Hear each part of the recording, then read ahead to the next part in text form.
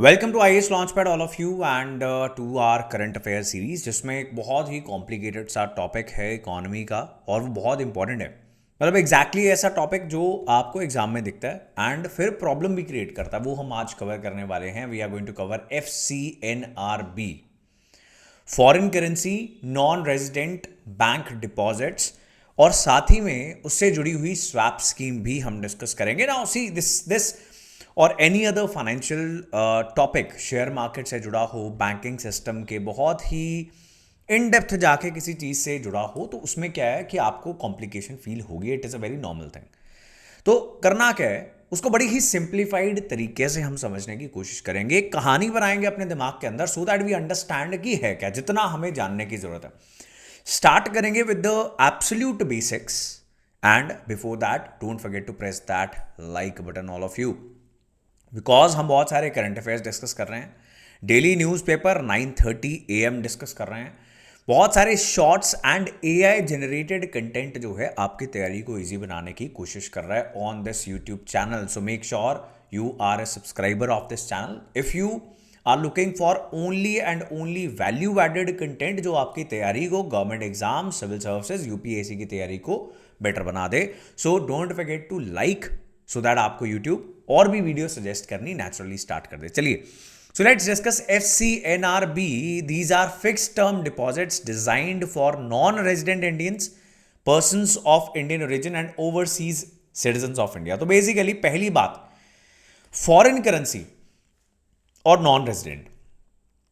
तो एक तो ये जो बैंक के खाते हैं ये खोले जाएंगे फॉरेन करेंसी में, इंडिया के रुपए में नहीं खोले जाएंगे।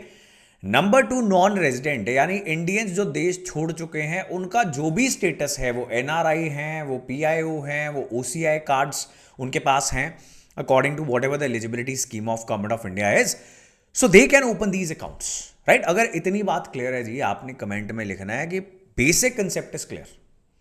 Now, such deposits allow account holders to park their earnings abroad, right? NRI और जो PIO है और जो OCIs हैं वो बाहर है ना देश के, that is why they are having this status. और वहीं पर अगर किसी ना किसी बैंक खाते को खोलने की उनको अनुमति है in foreign currencies without having to convert them into rupees, that is FCNRB deposit. तो पहली चीज तो ये है जो हमें पता होनी चाहिए। इसके बारे में और डिटेल पढ़ लेते हैं ताकि बेसिक हमें और क्लियर हो जाए। These deposits they allow overseas Indians, जो मैंने आपको बताया कि देश से बाहर जो इंडियंस हैं उनको ये अलाउ करता है to maintain their savings in designated foreign currencies, जैसे कि US$, pound sterling, euro, Japanese yen, Australian dollar, Canadian dollar etcetera, right. सारी करेंसीज नहीं, कुछ करेंसीज को अलाउ किया हुआ है भारत सरकार ने। RBI बड़ी लंबी चौड़ी गाइडलाइंस निकालती है, उसका अगर प्रेस रिलीज उठा के पढ़ने लग जाओगे फिर तो सर चकरा जाएगा, और इतनी ज़रूरत भी हमें नहीं है। तो इसको आपको इंडियन रुपी में कन्वर्ट नहीं करवाना पड़ता। ये जो बेसिक कंसेप्ट्स में हमने 3-4 चीज़ें नोटिस कर ली ना, कि फॉरेन करेंसी जो इंडियंस बाहर हैं कन्वर्ट नहीं करवाना पड़ेगा, ये सारी चीज़ें बड़ी इंपॉर्टेंट है। और यकीन करो कि आपको ऐसी चीज़ें प्रीलिम्स में आती हैं। नाउ बिफोर वी अंडरस्टैंड कि अभी क्या हुआ है, क्यों हम अभी इसकी चर्चा कर रहे हैं, मैं आपको बता दूं। UPSC 2028 का ऑनलाइन बैच, अगर आप अफोर्डेबिलिटी ढूंढ रहे हैं, इफ़ यू वांट कि चीज़ें जो हैं बहुत ज़्यादा एक्सपेंसिव ना हो, because it's very risky market now, बहुत सारे इंस्टीट्यूट्स के ऊपर भारत सरकार ने फेक रिजल्ट्स के लिए भी फाइन लगा रखा है। तो अगर सिर्फ आप ट्राई करना चाहते हैं, रिकॉर्डेड बैच लेना चाहते हैं, this is a batch for you people. ये कोड लेकिन आपको यूज करना पड़ेगा, SMT01। Launchpad education is the name of the app जो आपने डाउनलोड करनी है, और वहां पर जाके जैसे ही आप SMT01 कोड का इस्तेमाल करोगे ना, आपको सारे के सारे subjects, major, minor, prelims as well as mains, CSAT included, everything is for 9999, all inclusive study material, PDF notes, everything that you need to crack UPSC।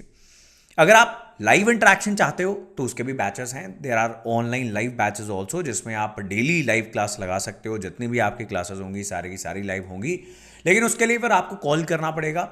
Number जो हैं डिस्क्रिप्शन में दिए हुए हैं, वहां पे आप कॉल कर से एडमिशन काउंसलर से भी बात कर सकते हैं। सो 2029, 30, 28 जो भी आपका बैच है according to the eligibility. You can download Launchpad Education app, and don't forget, code is same for all these batches, SMT01. And if you are already a student, if you think that आपका experience अच्छा है, do recommend if anybody in your family, in your friend circle is looking for genuine coaching. ऐसा ना हो कि कोई बच्चा अपना 1 लाख रुपया, 1.5 लाख रुपया किसी ऐसी जगह फंसा ले जहां पर सिर्फ और सिर्फ उसको धोखा मिले. ऐसा नहीं होना चाहिए किसी के भी साथ भी. So make sure if anybody is asking for recommendation and your experience is good, you are sharing your experience.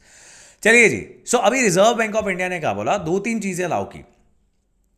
इसका मोटिव समझेंगे तो हमें समझ में आएगा. आप लोगों को ये बात समझ क्यों नहीं आ रही, ये वाला कंसेप्ट क्यों नहीं समझ में आ रहा? बिकॉज मेरे को 4-5 बच्चों के मैसेजेस आ गए, and thank God you people keep on messaging me. मेरे भी टॉप ऑफ द माइंड रहता है, और मैं ऐसी चीज़ जो है कई बार डिले हो रही होती है, then I do it before other things. So now आपको इसका पर्पस नहीं बताया गया न्यूज़ आर्टिकल्स में.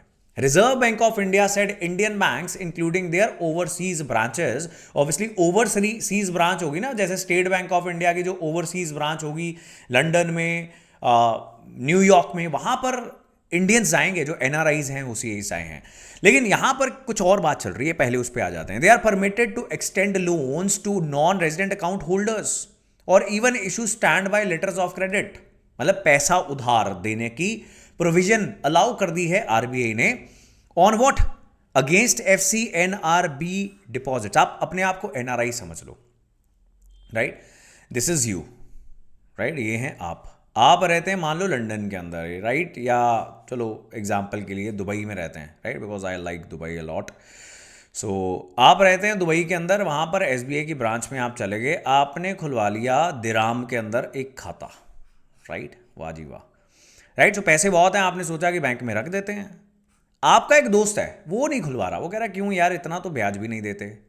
अब सरकार ने क्या कह दिया, आरबीआई ने क्या कह दिया, कह रही है अगर आपका ये खाता है ना, एफसीएनआरबी खाता है हमारी किसी भी ब्रांच के अंदर, तो इसके अगेंस्ट आपको लोन चाहिए तो आपको लोन मिल सकता है. अब आपका खाता है, you can get this loan at a very cheap interest rate, right? So this is encouraging more NRIs, OCIs, PIOs कि आप भी अपना फॉरेन करेंसी का खाता जो है डॉलर के अंदर, पाउंड स्टर्लिंग के अंदर, जिसके अंदर भी आप इस इंडियन बैंक की ब्रांच के अंदर रख दीजिए प्लीज. अब क्यों कर रही है? अब यहां पर तो आपको समझ में आ गया कि ये जो परमिशन दी गई है कि आप लोन दे दो, आपके पास ये सारे खाते खुले हुए हैं तो उसके ऊपर आप लोन दे दो इजीली लोगों को, so that more people come and put their foreign currency in these Indian banks. अब आगे भी समझना पड़ेगा कि क्यों.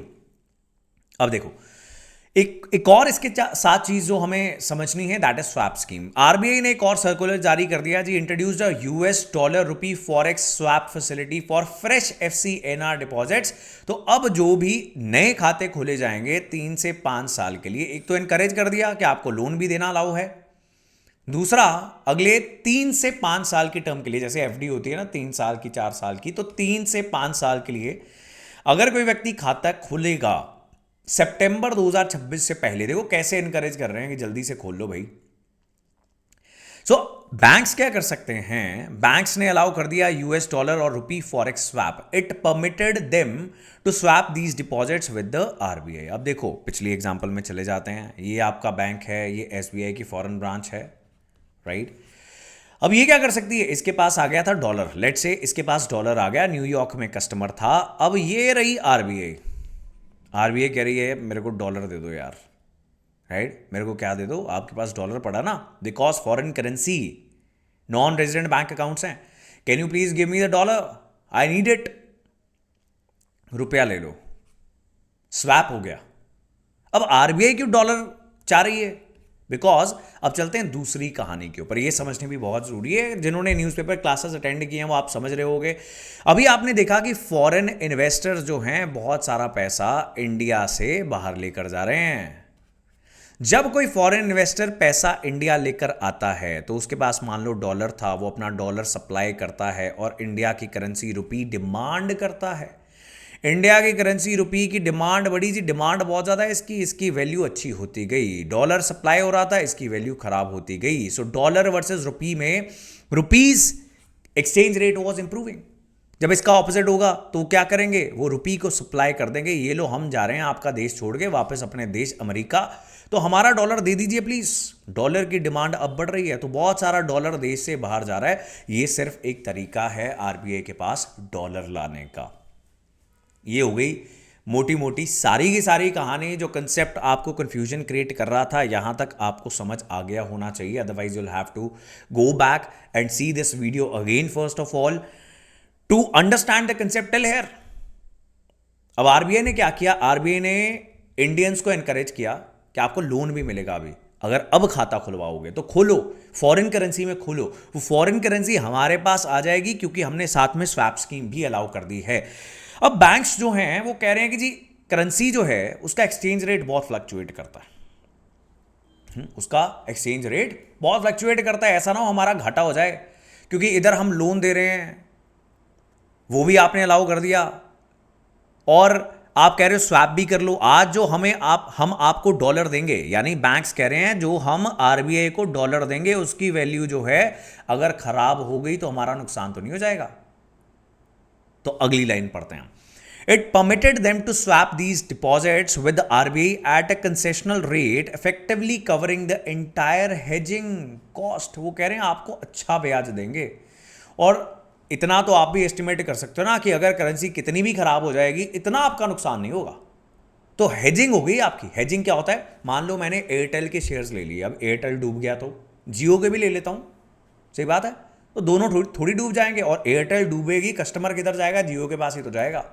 ये मैंने अपने रिस्क को, इन्वेस्टमेंट के रिस्क को हेज कर दिया। तो आरबीआई ने इतना अच्छा ऑफर दिया है इंडियन बैंक्स को कि आपकी ओवरसीज ब्रांचेस के अंदर जितने भी एफसी एनआरबी डिपॉजिट्स खुलेंगे वो पैसा मेरे पास लेके आओ, आपको बहुत अच्छा इंटरेस्ट रेट देंगे, और आपका हेजिंग का रिस्क जो थोड़ा बहुत आपके दिमाग में है वो भी कवर हो जाएगा, वो भी कुछ नहीं होने देते। So what is cost of hedging? It refers to the cost of protecting an investment against adverse market risk. In this case not in every case, in this case वो मार्केट रिस्क क्या है कि currency की fluctuations हो सकती हैं, right? I hope everything is clear.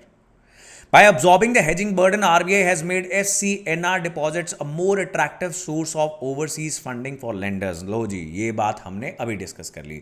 अब इससे अनुमान है कि एडिशनल 50 to 70 बिलियन डॉलर जो है फॉरेन कैपिटल वो इंडियन मार्केट्स के अंदर आएगा। यही तो हम करने की कोशिश कर रहे हैं, because of whatever the reasons are, global economy, Indian economy, बहुत सारा डॉलर जो है इंडिया से तेजी से जब बाहर जाता है तो इंडिया की रुपी की जो वैल्यू है वो बहुत तेजी से गिरती है।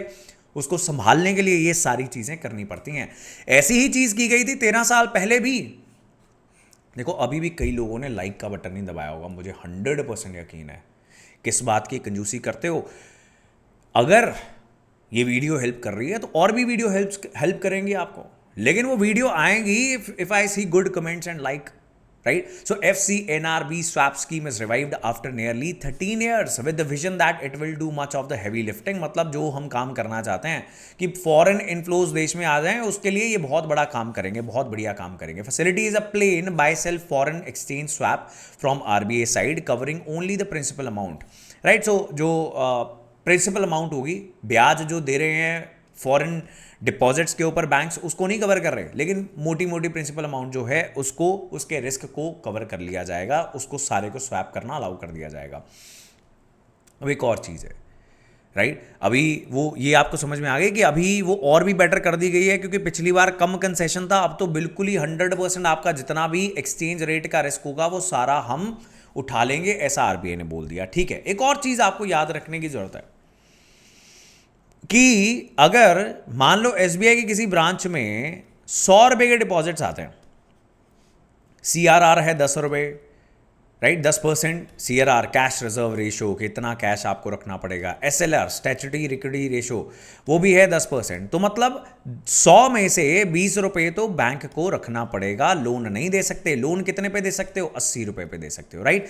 इसमें मैंने डेफिनेशंस डाल दिए हैं for anybody who is new, जिसने इकोनॉमी बेसिक नहीं कवर की है। सीआरआर एसएलआर क्या होता है, यहां आपको समझ में लग गया कि आरबीआई कहता है कि भाई सारा पैसा उठा के लोन में नहीं दे देना, क्योंकि एकदम से कुछ 19-21 हो गई तो आप तो बर्बाद हो जाओगे। तो बैंक जो है डिपॉजिटर के पैसे पे चलता है, मैं आपको बर्बाद होने अलाउ नहीं कर सकता। That is why keep some money और एसेट्स विद यू। लेकिन इन दिस केस वो भी नहीं रखना। They are saying what, under the framework banks are also exempted from maintaining the cash reserve ratio and SLR, मतलब यहां पर FCNRB जो डिपॉजिट्स होंगे उसमें 100 रुपये आ रहा है, 100 रुपये उठा के दे दो जी, 100 रुपये के ऊपर ही आप लोन दे दो, कोई टेंशन वाली बात नहीं है, अभी बस डॉलर दे दो हमें किसी तरीके से, the country needs dollars. Is that clear all of you? That is it. अब जिसको इकोनॉमी जिसकी हो चुकी थी उसको बेटर अंडरस्टैंडिंग हो पाई होगी, जिसकी नहीं हुई थी आपको कुछ कुछ अगर समझ में आया तो आपने अपना फीडबैक जरूर शेयर करना है। अगर कुछ समझ में नहीं आया दैट इज फाइन, वो भी आपने लिख देना है। अगर समझ में आ गया कुछ वंडरफुल मैजिकल, वो भी आपने लिख देना है। नाउ यूपीएससी 2029-30 जो लॉन्ग टर्म बच्चे तैयारी करना चाहते हैं, this batch is for them, right, 14,999। सो 2026 है आज, 3 से 4 साल की तैयारी जो है आपकी will be only for 15,000 rupees using the code SMT01। और किसी भी करंट अफेयर टॉपिक के ऊपर अगर आप कोई वीडियो चाहते हो जो डिफिकल्ट टू अंडरस्टैंड है तो वो आप कमेंट सेक्शन में लिख सकते हो। We are going to come with that video as well. And IAS Launchpad is a Telegram channel जहां पर आपको मिल जाएगा इस वीडियो का PDF और बाकी सभी सारी वीडियोस का PDF as well as the link whenever we are going to upload any video, तो वो भी आपको मिल जाएगा। You can also join my personal Telegram handle, जिससे मैं डायरेक्टली कम्युनिकेट करने की कोशिश करता हूं आप सबके साथ। Sumit sir launch pad IAS is the name of that Telegram channel. IAS launch pad जो है उसका टेलीग्राम लिंक नीचे डिस्क्रिप्शन में होगा। That is all for this current affairs issue. अगली वीडियो में मिलेंगे, बाय।